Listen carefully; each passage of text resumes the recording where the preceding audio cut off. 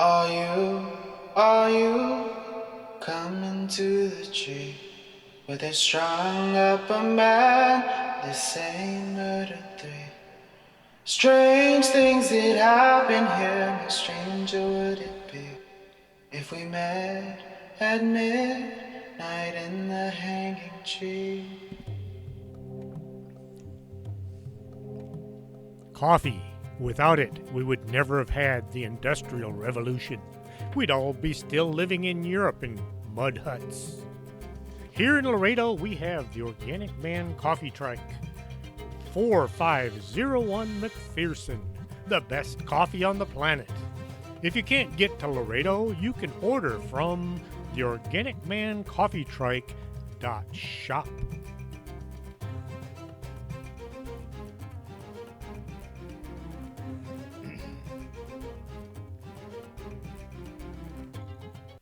Welcome to Story Time with Chris James, and yes, I am your host. I will pick up right where I left off, hopefully. There was a fence ahead. The creature jumped up and over it as if it were only a foot high, when in fact it was 8 feet and topped by razor wire. Pam pulled her legs up onto what should have been the creature's shoulders. She felt something rip as she went over the top. The creature hit the ground hard. This caused Pam to lose her grip and land even harder. She tried to tuck and roll, but she only managed to stumble and flail. She wound up on her back, laying right in front of the thing. It swiveled a few eyes in her direction. Saliva dripped from its mouth. It seemed to leer at her, and it licked its lips. The legs were still sticking out of its mouth. They did little to stop it. The airport police came screeching to a stop on the other side of the fence. Doors were slammed and voices raised in an attempt to get the thing to A. freeze, B. put its hands up, but Pam noticed there didn't seem to be any hands to elevate, and C. Stopped trying to swallow the man whose legs were still sticking from its mouth. The thing turned and took off into the trees. It ran with those skinny little legs as if powered by a steam engine. Pam thought now would be a good time to collapse. She would have fallen over if not for the fact she was already on her back. "Hey, kid, you okay?" This from one of the airport officers. Pam hated being called a kid, but she was glad to still be on the outside of the man-eating creature, so she just waved one hand to show she was still among the living. "What was that thing?" Pam ran this through her brain and came up with a 0. "Some kind of man-eating thing, I guess." Pam felt what with her being the local expert, she should come up with some kind of a name to call it. She scooted around until she could get one arm under her, and then she pushed and twisted until her legs were both in the proper location to be used for standing. Pushing down with her feet, her head came up and managed to stay in the upright position. She looked down at her body. Her sweater was gone, hanging from the fence on the other side of the runway. The shirt she'd put on this morning looked as if it had lost a fight with a bear. Both knees were stained with grass and mud. Her legs had long rips in them. There was something sticky all down her front. Leaves and grass had stuck to all the monster's saliva, and she had one red and one blue shoe on. Her sock was poking out of the toe of one shoe. She looked at the fence. Then she turned and looked at the fence running away to her right. She turned and looked the other way. More of the same. "How do I get on y'all's side of the fence?" she queried the officers. There's a service gate just up that way." The officer pointed to his right. "You can walk over and I'll let you in." The gate was just under a mile. Pam got there and found the airport officer waiting. He had unlocked and held the gate for her. It wasn't necessary since the gate kind of stayed open on its own, but he was trying to look helpful. Introductions were passed back and forth. I'll need you to give me a statement as to why and how and where you got into the airport. Security, you know. He opened the passenger door and let Pam collapse onto the seat. Uh, just don't say anything about that weird thing you were riding. It was 1:30 by the time the air, airport police dropped Pam off back at the mall. The big scare had left the building, so everyone had gotten back to the all important task of shopping. Sara had wandered around until she found a bookstore, and now she was looking for a book on whatever that thing was that had run off with Pam. She'd considered calling home to tell her mom, Pam's mom, that is, not Sarah's, about what had happened, but decided to wait to see if Pam turned back up or the police found her body. Sarah, what say we head home? I'm feeling a bit used. Pam felt exhausted. Sara was glad to see her best friend, Hero, was still alive. This would negate the need for passing on bad news and spoiling tonight's dinner. Don't you think you should swing by and check on the crazy lady? I promised my mom I'd stay away from there once I got Susie squared away, and I don't call her crazy. I call her peculiar. Pam very much wanted to know how things were going at the office, but a promise had been made. After swinging by the athletic store to pay for the new, now slightly messed up running shoes, and Pam discovered she had to buy both pairs since she had kind of ruined one of each, they walked out to the truck. Shoppers would make extreme moves to stay clear of Pam, seeing as she was dripping some kind of a snotty looking glue as she walked. The truck was a welcome sight. Getting in behind the wheel, Pam was about to head for the exit when a voice came from the back seat. It's about time you got here, girlie. I've been waiting too long, and you know time is money. Pam swung around in her seat to look into the back. Sara knelt on her seat and just stared. Who and how and what do you think you're doing in my vehicle? Pam pulled a can of window cleaner from the console and hefted it like it was a weapon. Look, girlie, I don't need my windows cleaned. I need to hire you to do a job for me. The speaker was a bit, no, a whole lot shorter than Sara. He could have been 3 feet tall if he had heels on his shoes, which he did. He had on a green hat with a four-leaf clover poked into the headband. His beard came to a point past the end of his chin. His suit jacket was green with black piping, and it matched his short pants.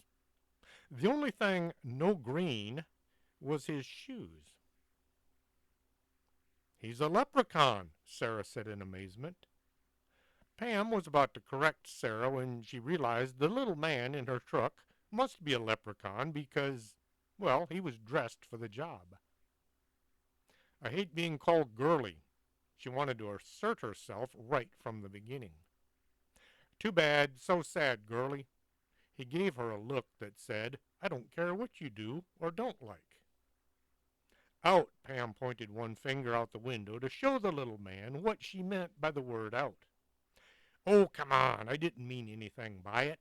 He tried to give her a look that said he was sorry, but it failed to come off as anything other than, no, I don't. Pam tried to relax and then got busy wondering what it was this little creature wanted. So, what is it you want to hire me to do? I need for you to track down something that was stolen from me and return it, along with the head of the miserable scoundrel who stole it. The little man pulled a pipe from his pocket and got busy trying to light it. Or rather we, can track down your missing item, but we draw the line on heads.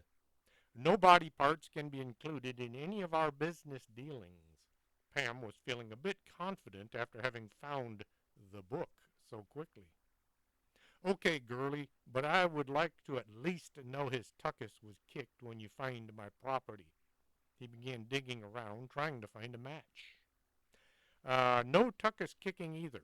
Just the return of your property as long as it really is yours to begin with. Pam had heard that in a movie once. The part about the property, not the tuchus kicking. Darn it, am I going to have to beat this guy up myself? So what is it you wish us to locate? Pam had an envelope out, ready to take notes. Oh, and your name would be nice, so I know who I'm dealing with. My name is O'Bunion. This sorry jackwagon stole my pot of gold. He pulled a toothpick out and tried striking it against the sole of his shoe. Really? You want us to find your pot of gold? Sara was ecstatic. Well, yeah, I guess, now that you put it into words. The leprechaun looked as if he was having second thoughts. What does this pot of gold look like?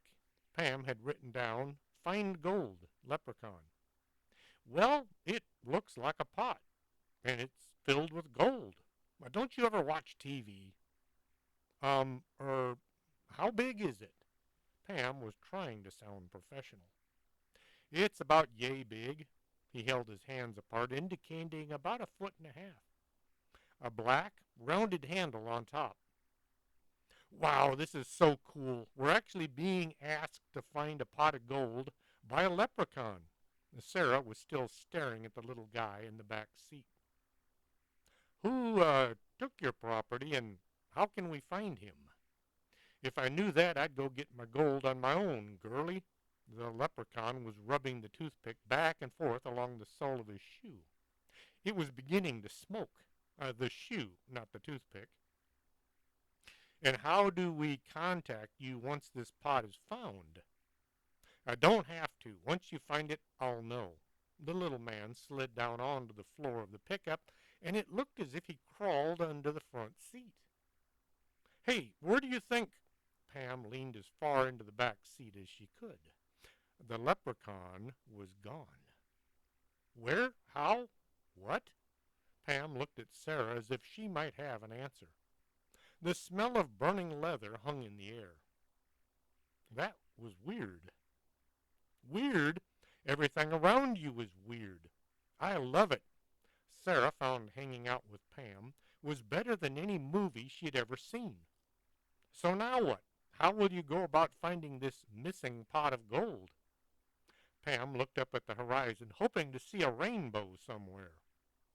Well, let's see, it's Saturday, and nobody's going to be at the office.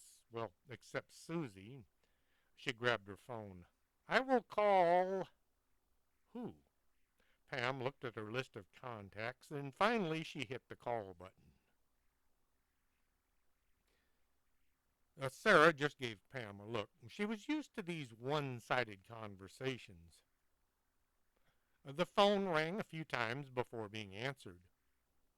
Hey, Bill, can you take a deep look into your mind and see if you can find a pot of gold somewhere? You have a picture of it? Bill needed a visual aid to make his psychic work. Just look for a picture of a leprechaun and you'll see a pot of gold there. She hoped this would be enough. I see a dark room. There's something in the corner. He made psychic thinking noises. I can see it, but it doesn't seem to be stationary. It looks to me as if the room is moving. Is it close or far? Pam hoped for close. I think it's within a few miles of you. Bill Palmerhausen felt somewhat elated, having found what Pam was looking for. Sort of. Great. See if you can keep an eye on it, and call me if you figure out where the pot is. Sara wanted this new adventure to continue. Now what? Drive around until you spot something? This had been their course of action on other cases. No, I think I should go home and change. This goo is beginning to smell nasty. The monster saliva was beginning to dry, and her shirt and pants were stuck to her skin. They pulled out of the parking lot and headed for the house. As they were rounding the corner into the neighborhood, Pam's phone began to ring. Pam pulled over to answer. Bill, what have you found? The room is leaving town on Ragamuffin Road. That's out by the lake. Bill was getting excited. He could see the gold glittering whenever he peered into that dark room. Okay. Pam didn't want to drive out there just yet, but he sounded so enthusiastic. Bill had been doing quite well tracking down occasional remotes and missing people's furniture and sets of car keys and things that always went missing right when you were in a hurry.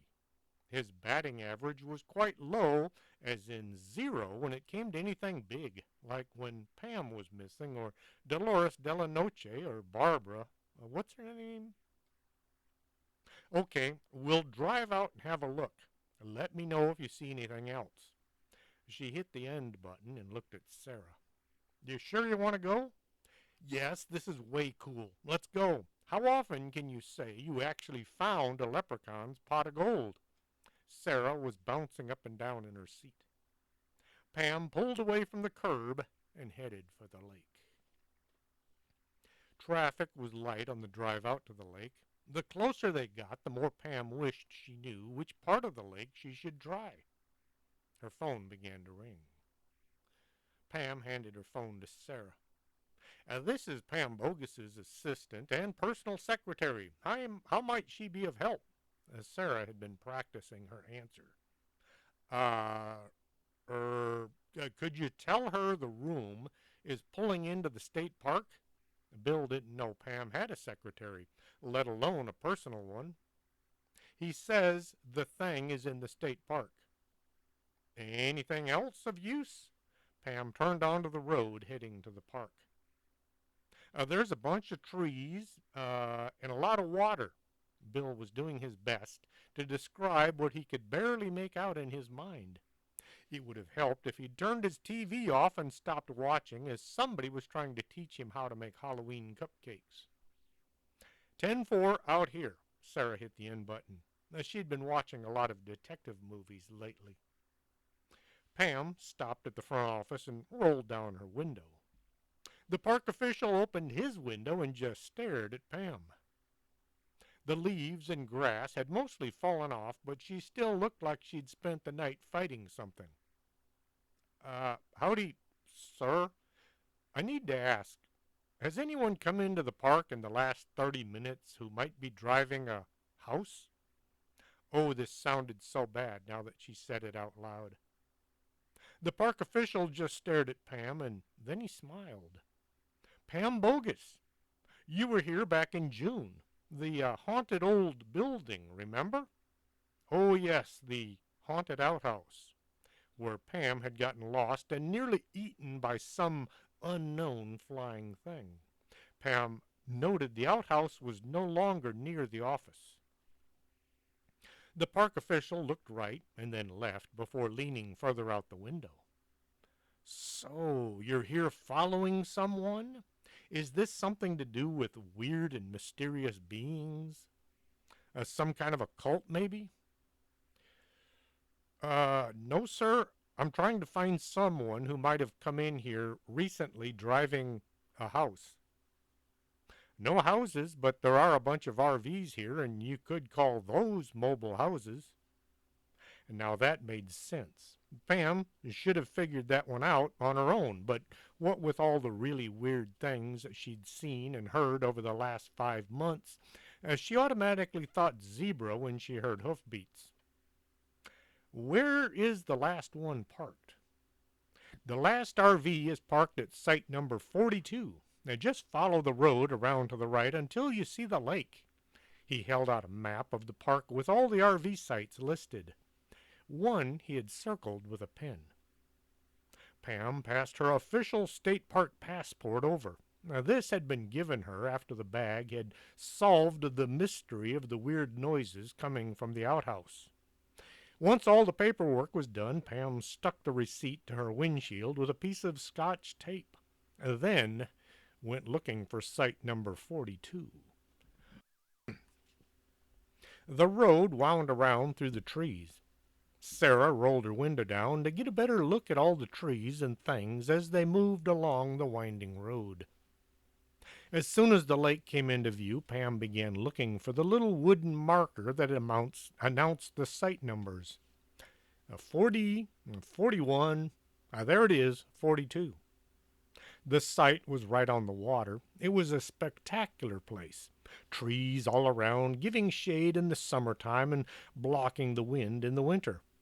The picnic table was in good shape, and it was covered by a cedar roof. The RV, well, that was another thing.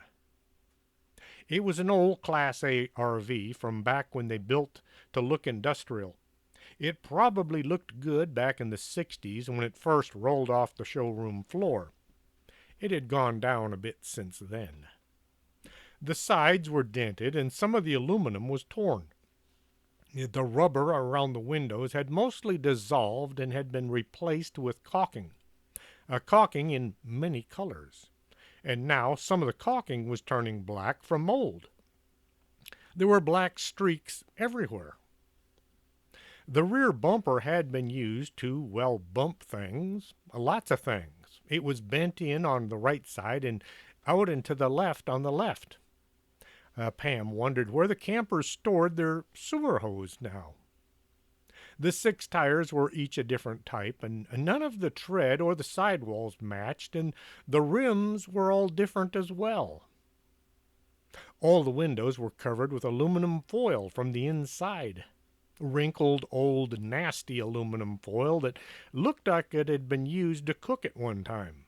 It was held in place with duct tape. There were small tears here and there from someone looking out.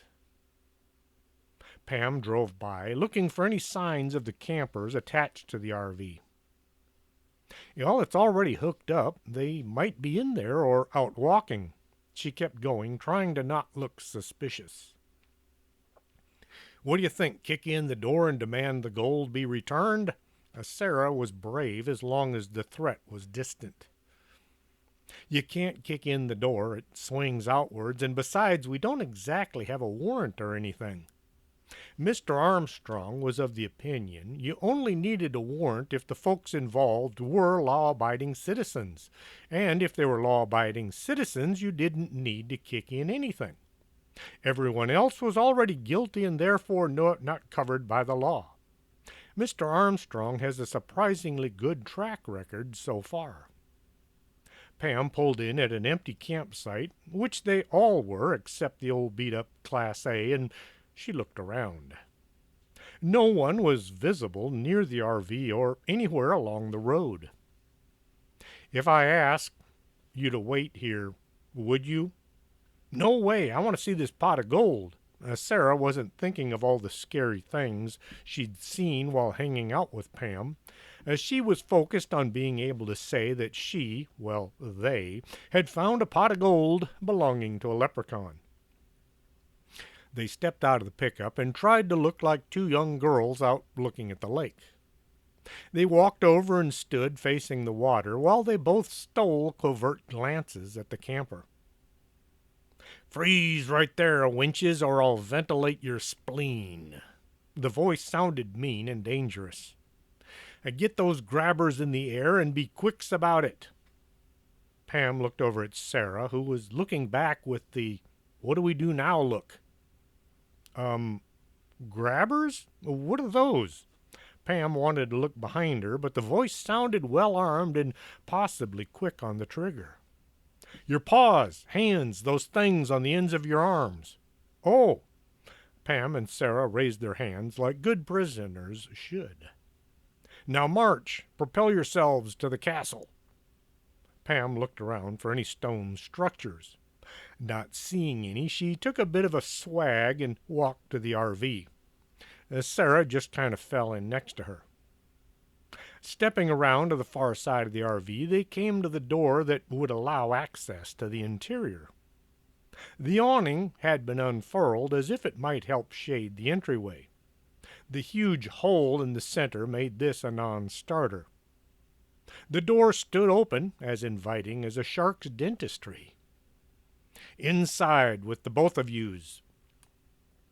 Pam stepped up onto the wooden stool that was being used in place of the doorstep. The interior was dark and musty. She bumped something with her skin as she tried her way over to the dinette. The only light was coming from the door, which was suddenly slammed shut. Sara bumped her from behind. "Sit yourselves down, then." This was a different voice from the original one that had been giving commands. "So, what do we got here?" Pam had to move some things from the seat before she had enough room to slide in under the table. Sara plopped down right next to her. She squeezed in next to Pam as if trying to occupy the same space. The things Pam had moved turned out to be a stack of underwear, freshly folded but not laundered in a while. The table was awash with plates and cups of all manner and size and consistency. Some still had food on them. Dead and not dead bugs were having a feast. "Hit the lucifer, would you?" A not very bright light came on near the ceiling. Now Pam could see what she wished she couldn't. The inside of the camper looked as if it had missed out on spring cleaning for the last decade or two, but it looked good compared to the creatures occupying the floor space around her. There were 5 of them, each holding a crossbow or a sword or a knife. The average height was about 3 feet. One was holding a huge ladle. They were covered with hair that stuck out in all directions. The most prominent feature was their noses, long and bulbous. Then there was their clothing. One had on what might have been a pillowcase with holes cut to allow his or its head to stick out. He or it had neglected to cut any armholes, so his hands stuck out down around its waist. One of the ragtag army had on a pair of tighty-whities, which were neither tight nor white. It had put on suspenders to keep hold the garment up. The way too stretched out elastic was up in its armpits. The others were equally bizarrely dressed or undressed. "Let's kill 'em and eat 'em," the creature with the ladle said. "No, we needs to torture them first and find out what's they's knows and what's they's thinks they's doing snooping around our castle." Pam didn't much like either prospect. "You don't have to torture us. You can just ask, and I'll tell you." This caused consternation amongst the assembled horde. "I says we break a few bones first and see what comes out of them pie holes." "Right, let's get started." One of these weird things grabbed Sara and pulled her to her feet. Sara had never been in a fight in her entire life. She had managed to run for her life many a time, but to actually laying on of fists into an opponent had been avoided in her brief history on Earth. This was about to change. Sara screamed. This sounded like a good start. Then she leaned as far forward as she could. The creature holding her tried to stay upright, but it wasn't prepared for her sudden reversal of direction. Her head came back with great speed and violence, and her being just slightly taller than her assailant, making contact with its overly developed nose. The sound of something squashing filled the air. "Oh, by dodes! She broked by dodes!" The creature released its grip.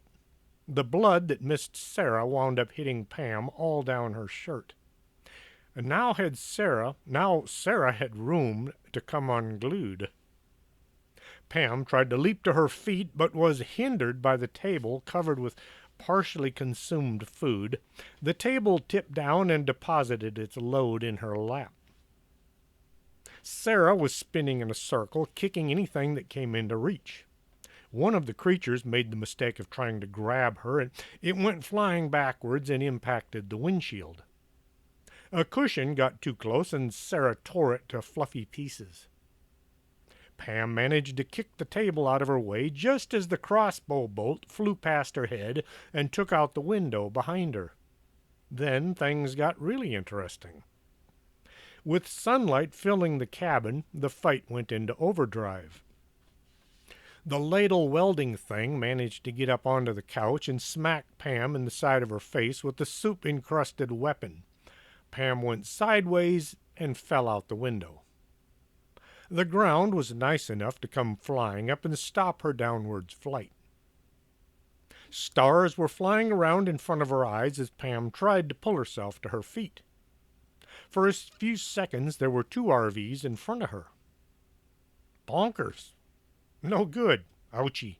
She grabbed the side of the closest camper and held on so the world wouldn't spin quite so fast. The RV was rocking back and forth with so much force the wheels threatened to come up off the ground. Pam found this up and down movement worse than the spinning around thing. She looked up at the missing window and contemplated trying to climb back in to rescue her sidekick. Isn't that what heroes were supposed to do? Rescue the sidekick during a fight scene? The window was too high and it kept moving around, so Pam gave up on this idea and tried to walk around to the front door, which you're already familiar with RVs, is on the side. Only stumbling once when she tripped over the sewer line, Pam managed to come to the rescue. As she was reaching up to open the door, it came flying open, discharging a bunch of short, panicked creatures. They ran over Pam, driving her to the ground. Once the would-be killers had escaped their would-be victim, they turned and attacked what they figured would be an easier target. Pam had been in many a fight in her time. She had gone one-on-one with a giant worm. Well, actually, she had run from as well as over it on several occasions. She had fought off a flock of poultrygeist. Well, no, she had run from them as well. The werewolf, well, she had definitely wrestled the werewolf twice. And the vampire. Now, she had kept the vampire busy trying to bite her neck while Mr. Armstrong got his steak ready. Pam was now no stranger to fighting. She just wasn't ready to fight 5 3-foot-tall creatures all at once. At some point during their clash with Sara, the creatures had lost their weapons. They laid into Pam using fists, feet, and teeth. Pam tried to protect her head with her arms. This allowed the attackers to go at her lower body. Now, this hurt more than she cared for, so she did the only thing she could think of. She rolled. Pushing with her arms and knees, she propelled herself over to and then under the camper. The attackers were scraped off as her torso passed under the old, greasy frame. Various parts of her body made contact with the various parts of the underside of the RV, but she kept going, figuring being greasy and alive beat the heck out of being clean and dead. Something snagged her jeans, and the material tore. The sleeve of her shirt brushed up against the transmission, which was losing most of its fluid and came away dyed red. Finally popping out on the other side, Pam found herself once more just below the window she had made good her escape. Well, okay, the window she had fallen out of. Her first instinct was to run for her pickup. Then the thought of Sara stopped her in her tracks. "Sara, can you hear me? Are you still alive?" Sara stuck her head out the hole where the window used to be. "You should see all the stuff these things have squirreled away in here." "Oh, really? Did you find the pot of gold yet?" The sound of hostile activity behind her got Pam's attention. Looking over her shoulder, she saw she was surrounded again. The creatures were about to pounce when the sight of Sara looming from above got their attention. "Oh, crap, it's that hellion." The creatures all took a step back. Pam could now see the damage done by her sidekick. Bruises and abrasions were the style of the day. One of the beings had an arm held close to its chest. Another was only looking with one eye. The other was swollen shut. Several had blood dripping from what looked like broken noses. "Looks yous, we don't need none of you's trouble." This from the thing, a he or maybe a she, that was still holding its crossbow, which no longer had its bolt. Pam wanted to answer. She also wanted a hot shower and some clean clothes, but for now, answering would be nice. "Who are you guys, and where's the gold you stole from O'Bunion?" The creatures all kind of stood around, mumbling amongst themselves.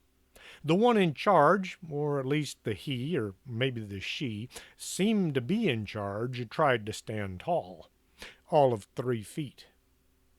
"We is the Pugwajees, fearsome warriors from the far northeast. We's down here on vacation." She looked up at Sara, and the voice kind of gave it away, still hovering above their heads. "We's been picking up a few souvenirs as we's go, so I don't know nothin' about no O'Bunion or pot of gold." "The pot of gold? It's about yay big." Pam held her hands about a foot apart, a black, rounded handle on top. The Pukwudgies all did what that mumbling amongst themselves again. "Oh, that thing." The leader looked left and then right, as she was hoping one of the others would step up and take over the interrogation. "Sees, we didn't so much steal it as we borrows it, with intentions of never returning it." Pam flipped a mental coin, and it landed on Edge. "Well, if you'll agree to return the pot of gold to its rightful owner and promise not to eat anyone, we'll let you continue on your vacation." "And if'ns we says no way, Jose?" The head Pukwudgie crossed her arms in front of what was supposed to be a heroic stance. "I'll turn my sidekick loose on you again." Pam indicated Sara over her shoulder. "Oh, crap. Look, just take the darn thing. It's yourns. Anything is better than that firebrand. Yous guys go get that evil device out of from the room of slumber, and be quicks about it." 3 of the group broke off and ran for the door. Shortly they reappeared, and they set a pot of gold at Pam's feet. Sure enough, it looked just like any pot of gold in any picture of any leprechaun. "Isn't we's done, then?" the head Pukwudgie inquired. "Yes, I think." Pam found she was talking to the grass. All the creatures had run back to the camper door and slammed it shut. Sara jumped down from the window and stood staring at the gold. "Wow, we did it! We found a pot of gold." "Yes, but we didn't actually follow the rainbow to its conclusion." "Still, we did it." Sara jumped up and down in a bit of a show of enthusiasm.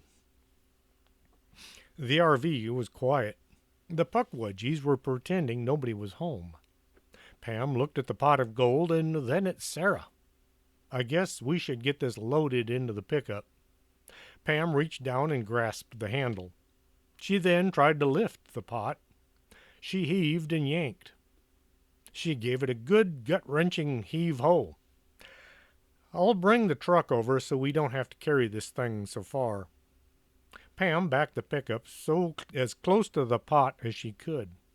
Between the 2 of them, they managed to move the pot not even an inch. "Well, let's dump it out, and then we can load the pot and put the gold in after."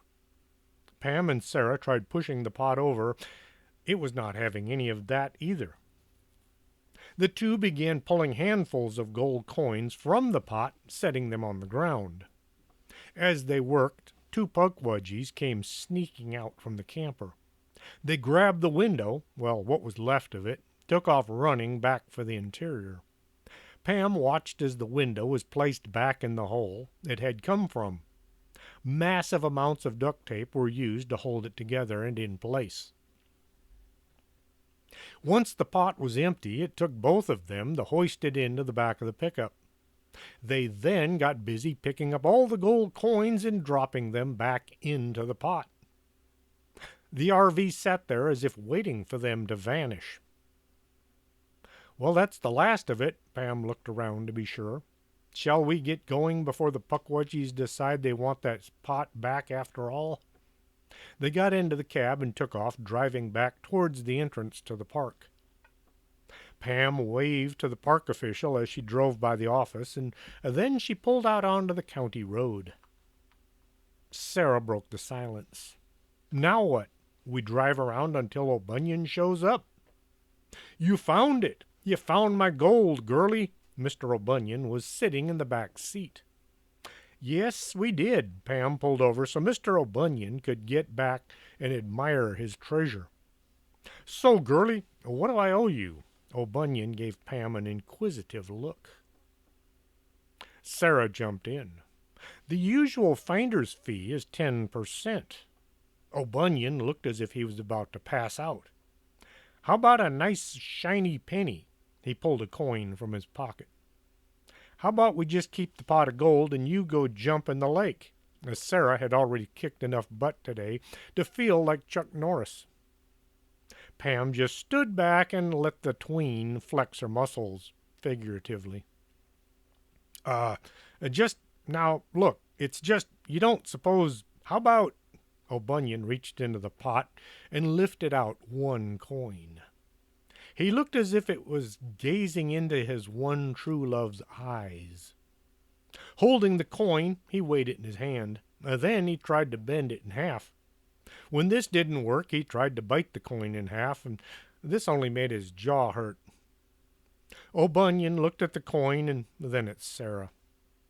Here, this is yours.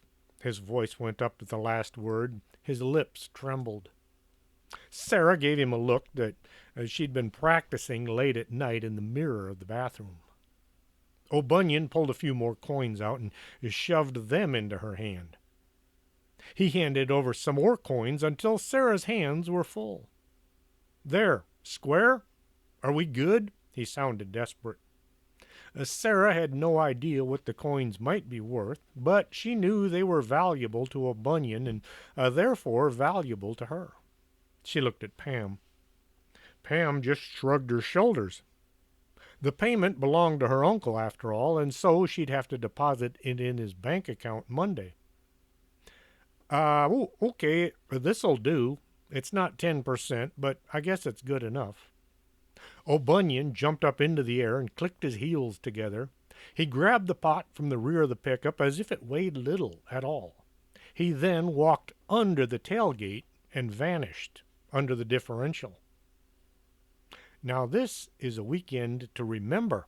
Sara needed help carrying the gold to the cab of the truck.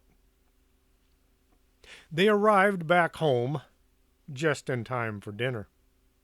As Pam walked into the dining room, Paula nearly dropped the rice and beans casserole. What happened? Are you all right? Do you need a doctor? Who did this? Is anything broken? Did you go to the office? She was just a bit suspicious Pam had not heeded her promise. Pam gave her all the details. Well, except for some of the monster details, and the leprechaun had to be finessed a lot. Sara was more than happy to fill in all the parts Pam skimmed over, adding lots of color and sound effects. After dinner, as Pam was washing the dishes, Paula sidled over to her and had a mother-daughter conversation. When I told you to stay away from the office, I just thought it was a bit too dangerous. She tried to think on how to say what she had to say. I see that no matter where you go, trouble just kind of follows you. Paula decided to rip the bandage off, figuratively. If you hang out at your uncle's office is no less dangerous than visiting the mall, then you might as well be where you feel the most useful. Really? You don't mind? I just feel so much better knowing I'm doing something to help out. They then got busy talking about all the things mothers and daughters talk about when they have found the time. Things like how to field dress a turkey or how to fold a fitted sheet. And also how to remove a rabied raccoon from an air duct. Pam drug herself upstairs and into the room she shared with Sara. Dropping her purse on the bed, it took all of her energy to stumble to the bathroom. There, she began pulling her clothes off, which took a lot more effort than it should have. Everything was glued to her body with dried monster saliva. The shirt was stained with grease and transmission fluid. One sleeve was missing, as well as most of the buttons. Her pants had both knees torn out, as well as the seat. Oh man, I was running around like this all day? Well, at least the last few hours. She was glad her shirt was long enough to have saved most of her dignity. The shoes were ruined as well. They had lasted all of one day. A good thing she had the mismatching pair to wear. The side of her face had ladle-sized bruise. There were teeth marks everywhere. She was about to say what else can go wrong, but she knew better. Chapter 6 Sunny Day. Sunday is the day families are supposed to be together. They went to church and then sat down to have a big lunch. It wasn't until the dishes had been washed and dried that Pam remembered she hadn't checked on Susie since leaving her at the office yesterday morning. Mom, I need to go to the office just for a minute to check on Susie, make sure she hasn't burnt the place down or anything. Paula was about to say no when she thought about whose idea it had been for Pam to get a job in the first place. Yes, but only for a minute. You need to pay more attention to your life and less to that office. She gave Al a look as if to say, this same thing goes for you. He worked way too many hours as well. Sara wanted to go along until she tried to stand up. After all the fighting yesterday using muscles she had kept in reserve for life-threatening moments, she found just sitting on the couch, not moving, might be a better course of action, or inaction. Pam arrived at the bag office and looked at the front of the mansion. The building was still standing, so that was good. She got out and stepped up onto the porch. The front door stood open, which was normal. Stepping inside, she saw Sharma standing by the door to the basement, her ear pressed against the wood. Prince Wapo sat on Hildy's desk, looking at her and wondering why this dark-skinned woman never tried to pet him. Not that he would have allowed it, but the idea she never tried bothered him. Is Susie still down there? What's she doing? Pam whispered, since it looked as if the situation called for quiet discretion. She's been down there all night, shuffling papers around. She got in an argument last night with Bonnie, but I think Mrs. Hatchett interceded and got them to stop. Where's Dan? Is he keeping tabs on Susie as well? Pam looked around for Sharma's husband. No, he went out back to see what the Civil War boys have been doing with all that corn they grow. Do you think it's safe for me to go down there? Pam was worried Susie might have an episode or 10. Sharma looked over her shoulder at Pam, and she made thinking hard faces. I guess so. That is, I don't see why not. Sharma put on a sudden thought look. Isn't Mr. Armstrong's arsenal down there? Yes, but they're all locked in his office. The rope should keep no one out. Sharma, would you go first? I mean, it's not like she can shoot you. Well, you know. No problem. I'll slip down first, but you are right behind me, right? Sharma carefully pulled the door open. The stairs going down looked less inviting than the entry to, say, Leavenworth's federal prison. But the two pumped up their courage by thinking how they didn't want to look chicken to each other. Taking a careful movement onto the first tread, it made a loud creaking sound. Well, that went well, Sharma whispered. Pam made a mental note to make an actual note of the fact that ghosts, well, at least Sharma, had weight enough to make a stair creak. They ascended the stairs as if moving into the bowels of Hades. As they reached the last step, they both looked to see if the rope was still stretched across the entry to Mr. Armstrong's office. It looks as if no one has been in his office yet. They worked their way along the soon-to-be hallway and out to the dirt floor. Way in the distance were piles of paperwork, neat and tidy piles, hundreds of them. Susie had gone so far as to remove her jacket and roll up her sleeves. She looked exuberant. Wow, you guys had quite a mess down here. All I need to do now is put everything away. She set a handful of forms in a nice, neat stack. The huge pile of police reports, as well as sheriff's files and DPS records, was gone. The only thing still sitting under where Pam's office used to be was a desk that looked as if it had been run over by a tank, and an office chair that looked as if it was with the desk during the tank encounter.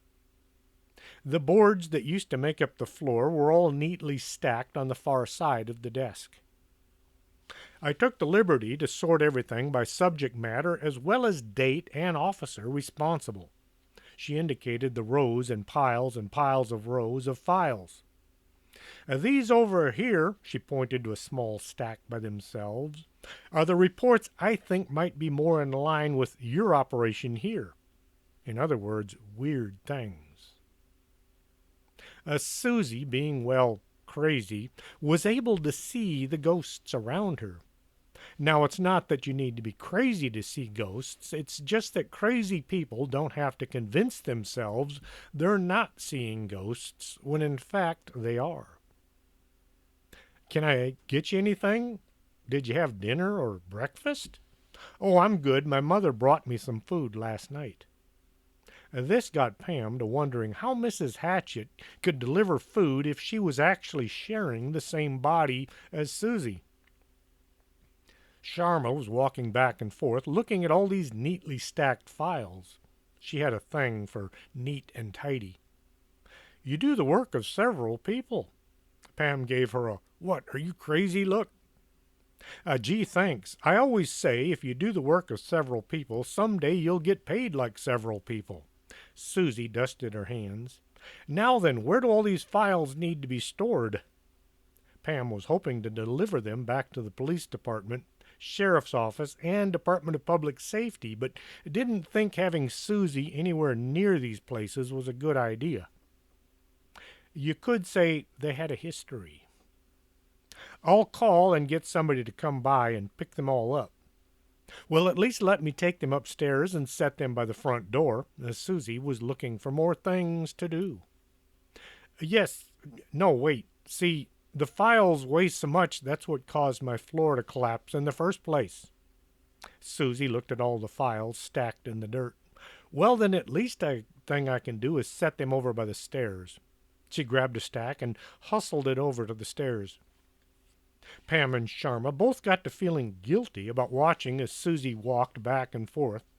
After her third trip, they began helping out as well. As the piles by the stairs grew and the stacks in the dirt disappeared, soon the dirt floor was vacant. Well, vacant of files. All the wood and broken furniture was still there. Well, that was fun. Pam suddenly found herself at an awkward moment. Susie was finished and Pam had to go. They walked up the stairs and out the front door. Pam handed over an envelope she had prepared for Susie's pay. Sharma kept going up to the attic. Pam looked at her former employee. Okay, let's get this over with again. No one actually works for Pam or for the bogus anomalous group for that matter. The staff are mostly self-employed except for Eddie, Hildy, Grandy, and Prince Wapo, who didn't really work so much as lounge around the office eating and sleeping. If you would go back and read the Bag Company and the Bag Company Here We Go Again, and the Bag Company Go Squatching, and the Bag Company Back to School, you'd know all these things. Pam looked at Susie. Do you maybe need a ride somewhere? Somewhere like where you live?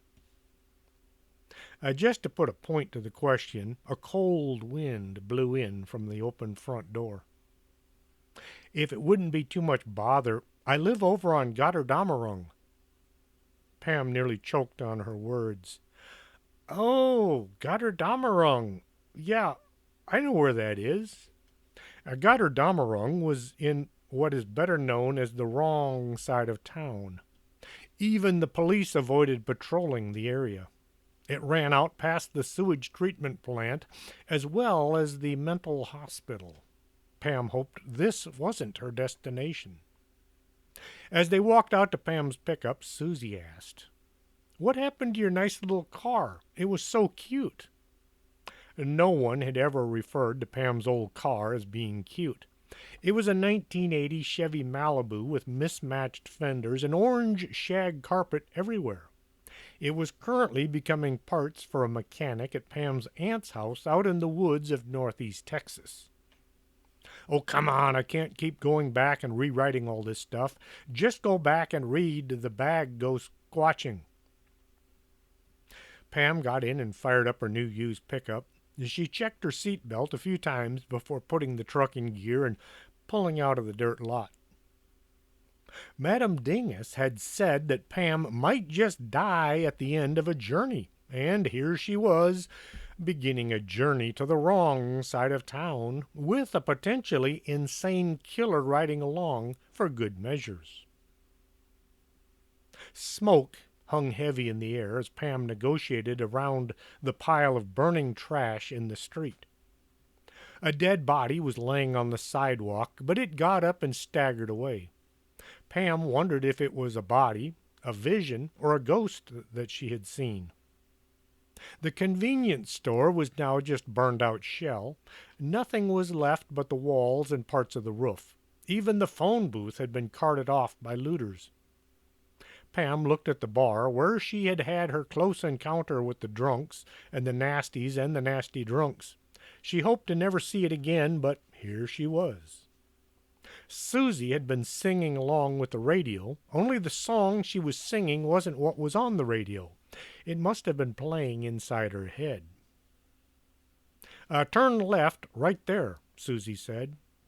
Pam pulled into the parking lot of an old beat-up and run-down apartment complex. What few cars were parked there were missing tires and doors and most of the interiors. One had no motor. The front office had a window set right next to the front door. The glass was a few inches thick and it looked bulletproof. There was a speaker next to it and a drawer for making payments. "You can stop right here. Would you like to come in? My mother should have dinner on the table already. You're more than welcome if you're hungry." Uh, uh, no, I have to get going." As Susie was opening her door and stepping out, a group of neighborhood entrepreneurs came walking by. They looked at Pam's pickup as if deciding which parts they wanted to take and which parts they would just set fire to.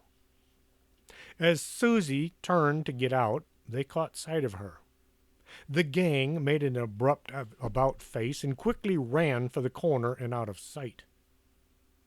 "If you have any more work, just give me a call. I'm available any night of the week and every weekend," as Susie gave Pam her cell number. "And if you need any more books, you know where to find us." Susie walked to the door of apartment number 3 and went inside.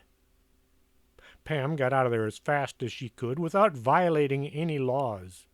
Since someone had spray painted the speed sign to read 130, she did her best to match it. The locals all looked at the pickup with the kind of longing a lion shows to a gazelle that is too fast and too far to chase. Pam was on her way home, early. With any luck, she might just make it as a habit. She got out of this nasty rundown neighborhood and started home when red and blue lights filled her rear view mirror. "Oh no, what did I do? I didn't do anything. Honest, I was framed." Pam pulled over and worried about what it was she did that she didn't know she had done. Pulling her driver's license and proof of insurance out, and then both hands were very much on the wheel where they could be easily seen by the officer. "Pamela Bogus?" "Yes, officer." Would you follow me? Lieutenant Slot wishes to speak to you. The police officer pulled away, and Pam got busy following. She soon realized that they were heading for the airport.